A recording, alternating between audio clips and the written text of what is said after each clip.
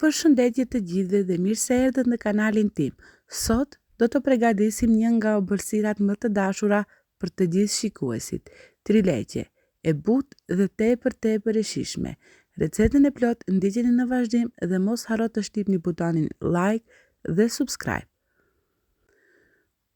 Unë e kam bërë me 10 ves të cilat paraprakisht kanë qëndruar në temperaturë dhome.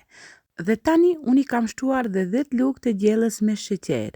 Por në qoftë se ju e dëshironi më të ëmbël, atëherë mund të shtoni 12 ose edhe 15 lugë të gjellës me sheqer. Do ta rahim me mikser derisa të formojmë një masë kremoze. Pra gjatë kohës në të cilën jemi duke e përzier me mikser, nuk guxojmë që ta ndalim fare këtë rrahsin elektrik, pasi që mund të na bien vezët dhe të na prishet receta. Tani do të shtojmë dhe 10 lugë të gjellës me miell. Miellin do ta shpërndani kështu në këtë formë. Dhe tani do të shtojmë dhe 10 gram pluhur për pjekje. Tani më do të vazhdojmë që ta përziejmë me tel të dorës, ngadal që të mos na bie masa. Dhe pasi e keni përzier të gjithën, do ta provoni në qoftë se mbi brum formohet numri 8 në këtë formë.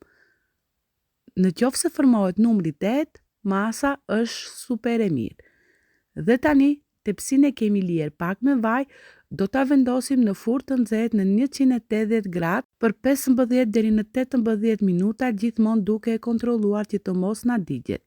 Dhe gjatë kësaj kohe nuk duhet të hapim furrën fare. Ndërkohë do të përgatisim 500 ml me krem pana të ëmbël. Këtu te kremi do të shtojmë edhe 1 litër dhe 400 ml të tjera me qumësht. Pra 1400 ml qumësht. Pasi që këto të dy përbarasit i kemi bashk, do t'i përziejmë mirë që të na përzihet qumshti me panën. Dhe këtë do ta heqim anash dhe do të vazhdojmë me krem karamelin. Krem karamel do t'i shtoni sipas dëshirës, për këtu 7 lugë të krem karamelit të trashur janë të mjaftueshme dhe pastaj do t'i shtojmë ujë të nxehtë 150 ml. Do t'i përziheni mirë derisa të bëhet një masë e njëtrajtshme. Pra në këtë formë siç ua kam treguar në video. Dhe pasi dhe këtë ta kemi gati, do ta heqim anash. Pra, duhet që masa t'ju dalë në këtë formë. Më lehtë do ta shtrini pastaj mbi trileqe. Tani pasi nxjerrim nga furra, trileqen do ta shpojmë me thikë për ta parë në qoftë se është pjekur mirë, dhe siç e shikoni thika del e pastër, është e pjekur mirë. Tani do ta shponi në këtë mënyrë që më lehtë ta përthith qumshtin. Por përpara se t'ja hudhni qumshtin, trileqen do ta lini që të ftohet plotësisht. Pra nuk duhet që qumshtin t'ja hidhni përderisa trileqja është ende e nxehtë. Dhe tani, pasi që na është ftohur, do t'ja hedhim qumshtin me kremin pana të cilën i përzim më parë.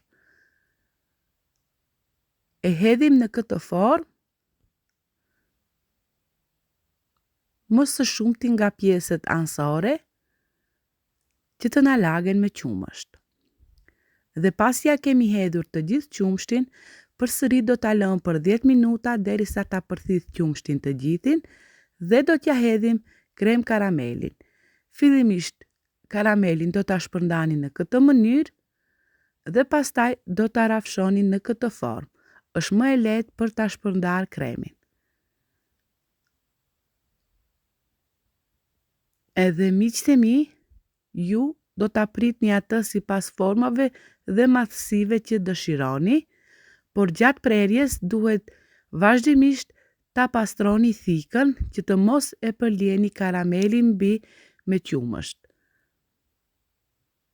Pra në këtë formë siç ua kam treguar dhe në video. Dhe miqtë e mi, kjo ishte receta ime për ju sot. Shpresoj që juve t'ju ketë pëlqyer dhe ta provoni. Për recetat e radhës, shtypni butonin like dhe subscribe. Për çdo paqartësi rreth videos, shkruani në koment. Faleminderit që na ndiqni.